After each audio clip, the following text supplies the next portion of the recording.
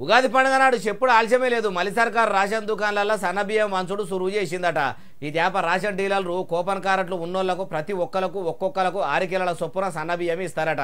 మరి బియ్యం ఒకటే ఇస్తుర్రా, ఇంకేమన్నా సామాన్లు సరుకులు ఇస్తుర్రా? చూద్దాం పారి.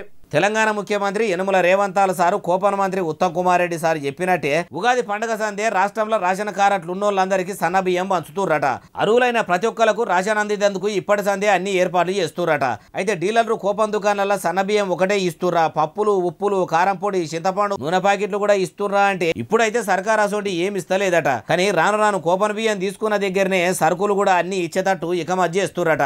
అయ్యా కోపన్ మంత్రి గారు, అప్పట్లో కోపన్ దుకాణాలనే పప్పులు ఉప్పులు చింతపండు నూనె అగ్గిపెట్టెల కాడికెళ్ళి కూడా ఇచ్చేటోళ్ళు. కానీ అన్ని అడమైన కంపెనీలు తక్కువ రేట్లకు వచ్చేటివి తెచ్చి సామాన్లు ఇచ్చి పబ్లిక్కు అమ్మి లేనిపోని రోగాల పాలు చేసిర్రు. అట్లా అవుతున్నదని అవి కొన్ని దినాలు బంద్ చేసిర్రు. ఇప్పుడు మీరు మళ్ళా ఇయ్యాలని చూస్తున్నారు. కానీ సర్కారు దగ్గరుండి మంచి వస్తువులు కొనుక్కొస్తేనే సప్లై చెయ్యిర్రి. అట్లా కాకుండా కంపెనీలకు కాంట్రాక్టులు ఇచ్చి అడ్డం దొడ్డం ప్యాకింగ్లు చేసినాయి సరఫరా చేస్తారా అంటే ప్రజల సావులే అయితే మీరు ఇచ్చినందుకు మీకు నిందలు తప్పాయి. అందుకే అవసరం అయితే బీర్లు కోటర్లు ఎట్లా మీరే ప్రభుత్వ ఆధీనంలో ఉంచుకొని తయారు చేయించి అమ్ముతుర్రో మక్కి అచ్చం అట్లనే సరుకులు ప్యాకింగ్లు చేసి నికాలస్ మాలు కోపన్ దుకాణాలకు పంపిర్రనుకో ప్రజలు మిమ్మల్ని ఎల్లకాలం యాది పెట్టుకుంటారు అంటుర్రు ఈ ముచ్చటిన్నోళ్ళు.